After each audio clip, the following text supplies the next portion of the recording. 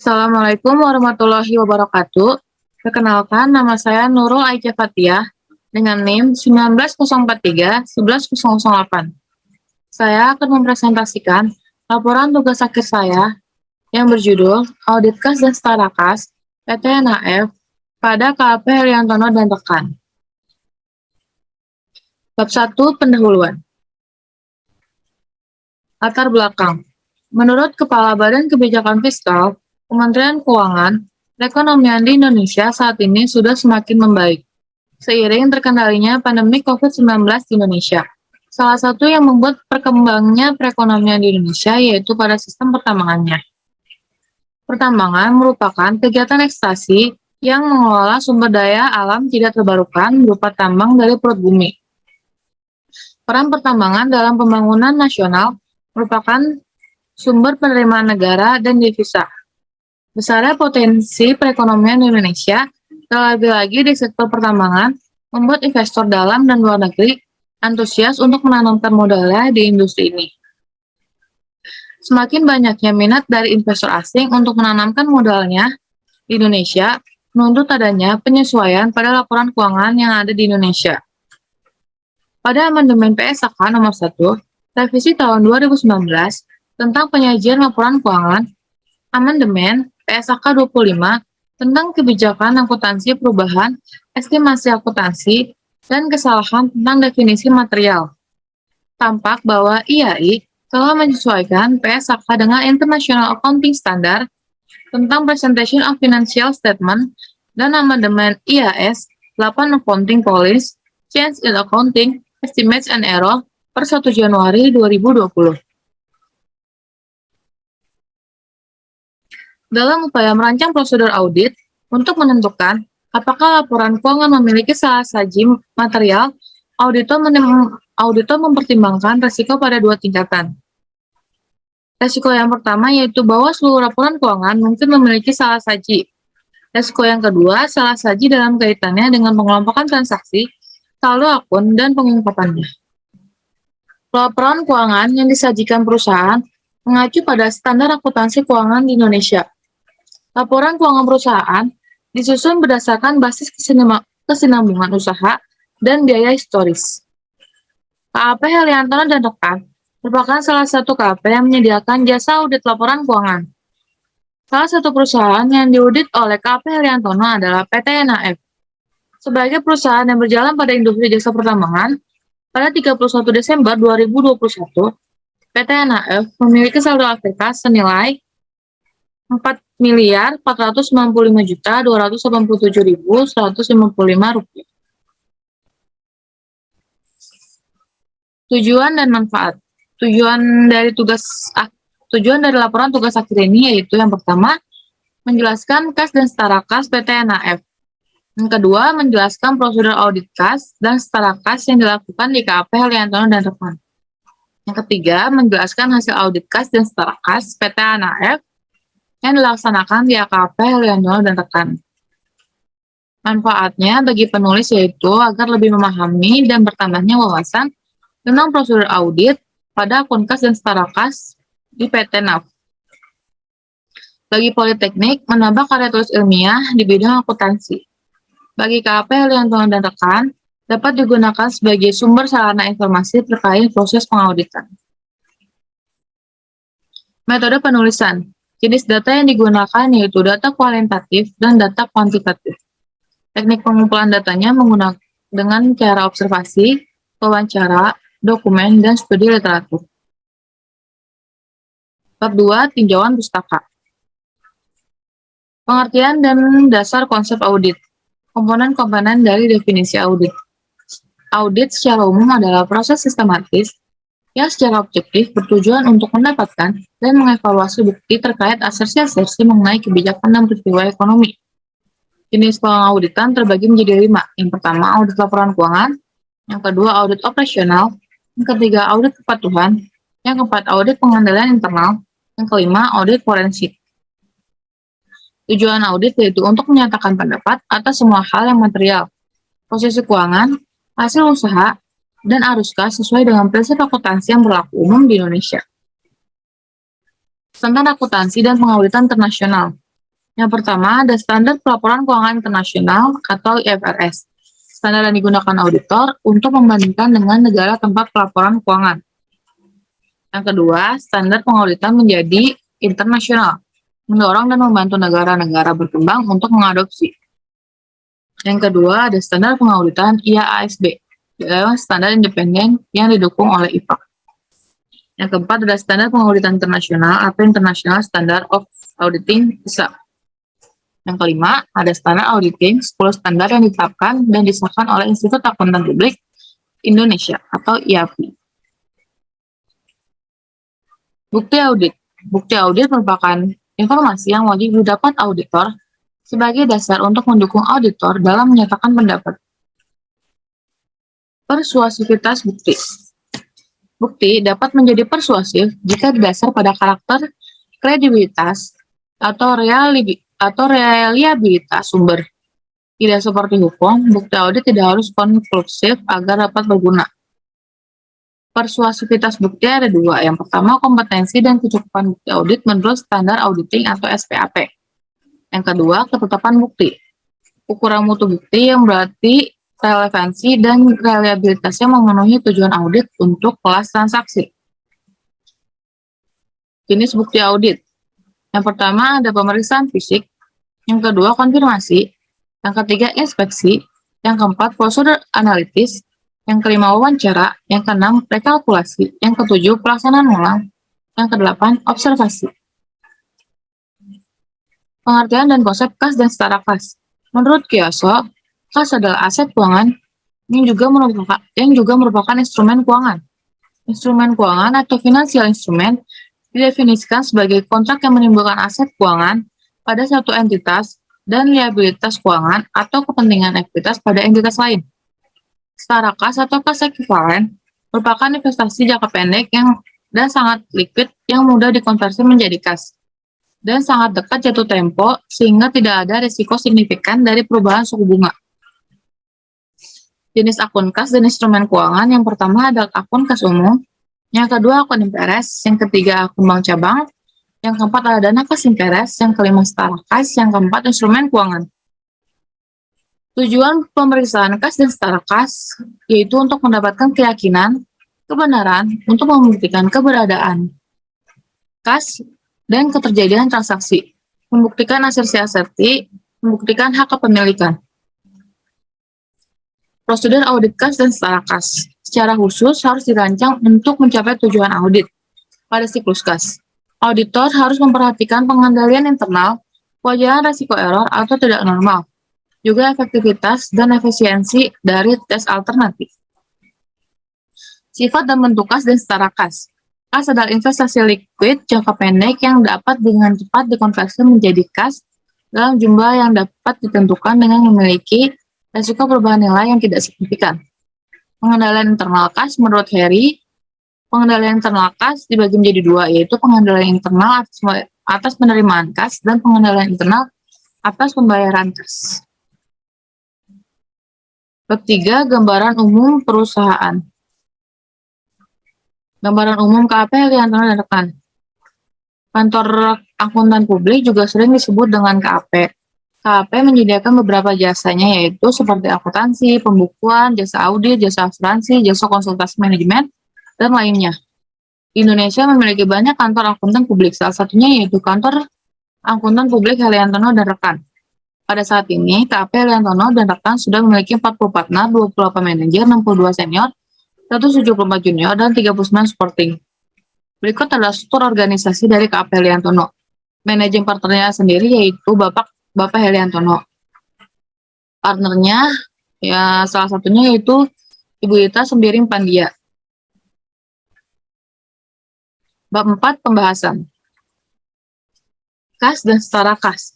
PT NAF yaitu perusahaan yang bergerak di bidang jasa penunjang kegiatan pertambangan yang bertempat tinggal di Jakarta serta lokasi kegiatannya yaitu di Kota Samarinda, Kalimantan Timur. PT NAF merupakan salah satu klien yang menggunakan jasa audit KAP Heliantono dan rekan, memiliki laporan keuangan pada tahun 2021 yang telah disusun dengan standar akuntansi keuangan yang berlaku umum di Indonesia. Laporan keuangan disusun berdasarkan basis akrual kecuali laporan arus kas yang disusun berdasarkan basis kas. Mata uang pelaporan yang digunakan oleh perusahaan adalah mata uang rupiah. Pada 31 Desember 2021, laporan keuangan PT NAF yang memiliki saldo kas sebesar Rp4.457.287.155 yang terbagi atas kas kecil senilai Rp2.871.063 dan kas bank perusahaan sebesar Rp4.492.416.092 yang tersimpan dalam Bank Mandiri. Prosedur audit kas dan setara kas PT NAF. KPA Haryantono dan rekan membuat perencanaan audit terlebih dahulu. Perencanaan audit mencakup penetapan strategi audit secara keseluruhan untuk perikatan penugasan audit dan pengembangan rencana audit.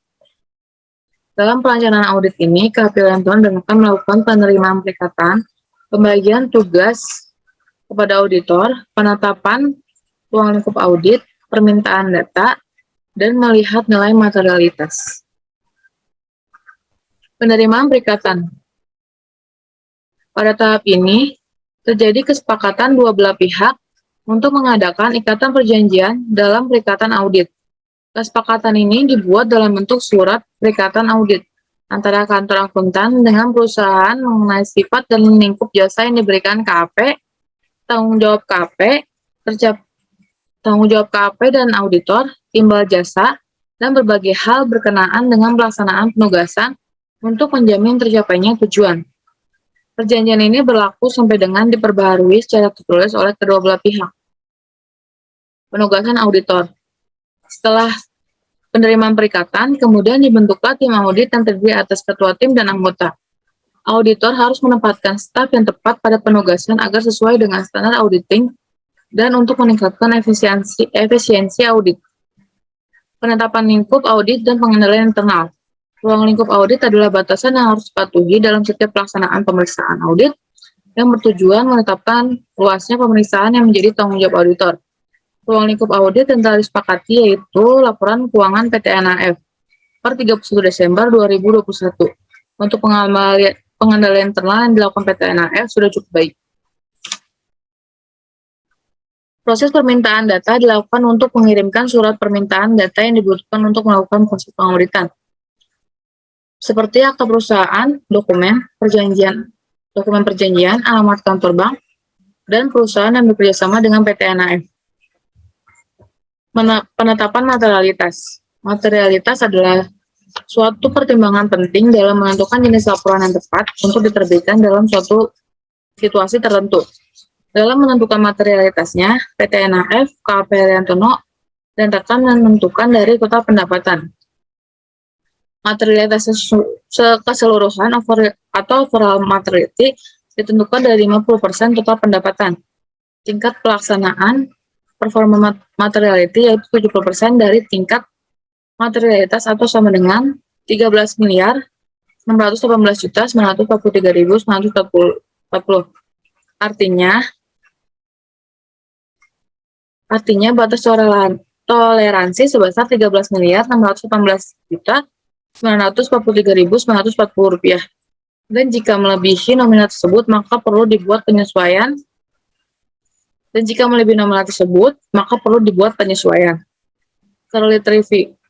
Clearly trivial yaitu nilai yang dianggap tidak material. Jika ada salah saja nilainya di bawah 48.568.318 rupiah, diabaikan saja atau tidak di-adjustment. Besar nominal yang ditetapkan yaitu sebesar 3% dari performance materiality. Pelaksanaan audit kas dan setara kas pada PT NAF. Yang pertama, pengujian substantif audit kas. Yang kedua, pembuatan kertas kerja. Yang ketiga, kas account. Yang kelima, pembuatan surat konfirmasi bank. Yang terakhir ada rekonsiliasi bank. Pengujian substantif audit kas. Program audit untuk pengujian pengendalian dan pengujian substantif biasanya berisi bagian deskripsi dokumentasi pemahaman atas pengendalian intern yang diperoleh selama pelaksanaan penilaian risiko. Dengan adanya program audit, diharapkan pelaksanaan audit berjalan efektif dan efisien agar dapat tercapainya tujuan audit tersebut. Berikut adalah prosedur pengujian substantif.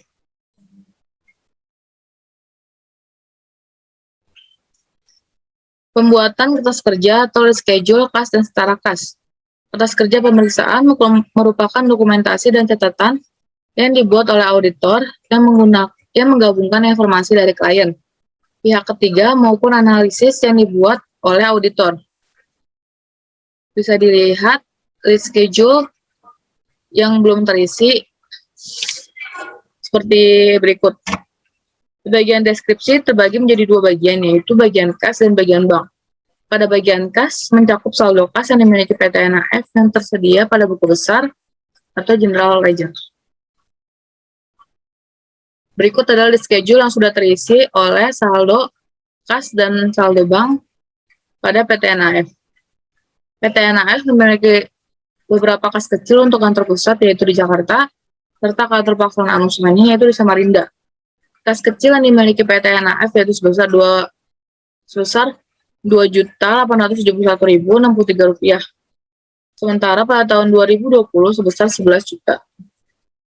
Pada akun bank tahun 2021 memiliki saldo sebesar Rp4.492.146.092 yang terbagi dalam beberapa nomor rekening.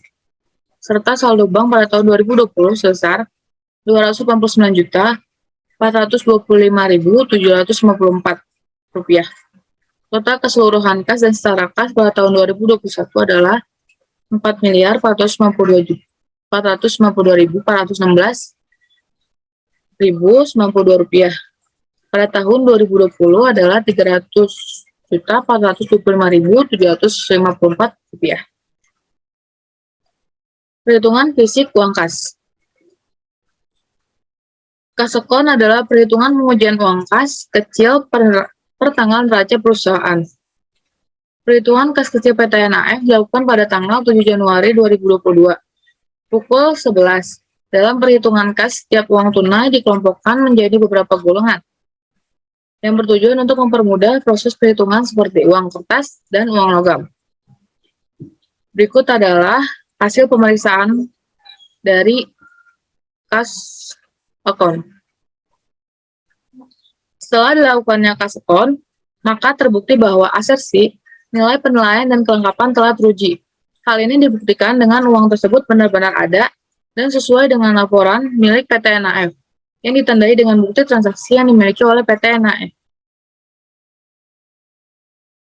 Pembuatan surat konfirmasi bank dan rekap konfirmasi bank. Konfirmasi bank merupakan surat yang diterbitkan oleh bank atas permintaan nasabah untuk kepentingan auditor. Konfirmasi bank dibuat untuk mengonfirmasi informasi tentang pinjaman dan saldo yang terdapat di bank. Setelah mendapatkan surat balasan, kemudian auditor membuat tabel rekap konfirmasi yang berisi perbandingan saldo. Berikut adalah rekap konfirmasi bank. Pada bank PT NAF dengan nomor rekening XXXX32 terdapat selisih 60.000. Angka tersebut tidak material karena ditentukan oleh KAP Heliantono dan rekan. Rekonsiliasi bank. Rekonsiliasi bank adalah suatu proses mencocokkan antara rekening koran dengan pencatatan laporan keuangan perusahaan. Rekonsiliasi bank juga sangat penting untuk mencegah terjadinya kesalahan atas pencatatan keluar masuk kas pada bank. Hasil audit kas dan setara kas pada PT NAF. Dalam pemeriksaan akun kas dan setara kas, tidak ditemukan adanya salah saja material dan sesuai dengan standar akuntansi keuangan di Indonesia. Dengan sesuainya saldo sebelum dan sesudah diaudit, total saldo akun kas dan setara kas sebesar Rp4.495.287.155. Seluruh konfirmasi bank semuanya sudah dibalas dan menunjukkan data yang sesuai dengan yang dicatat oleh perusahaan. Evaluasi prosedur audit. KAP Heliantono sudah menjalankan 10 standar audit dan sudah sesuai dengan standar audit yang berlaku di Indonesia. Bab 5 penutup. Kesimpulan. Laporan keuangan PT NAF disusun berdasarkan basis akrual, kecuali laporan arus kas berdasarkan basis kas. Pembukaan perusahaan menggunakan mata uang rupiah. Transaksi mata uang asing dijabarkan.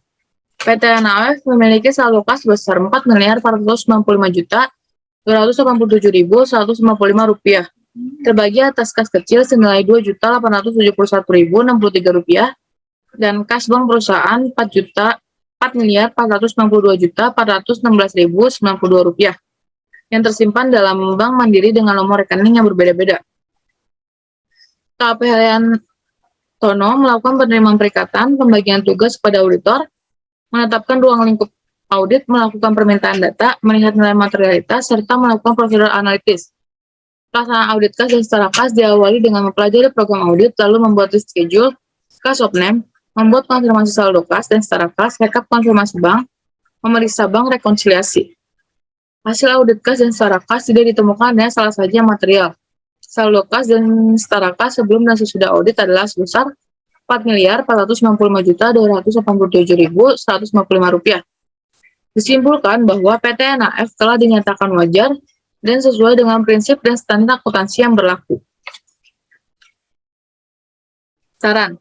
Berdasarkan kesimpulan di atas, maka saran yang dapat penulis berikan yaitu KP Liantono dan rekan diharapkan agar mengikuti perkembangan standar akuntansi keuangan yang berlaku di Indonesia, karena standar akuntansi keuangan akan selalu berubah-ubah sesuai dengan peraturan yang berlaku. Sekian presentasi dari saya, kurang lebihnya mohon maaf. Wassalamualaikum warahmatullahi wabarakatuh.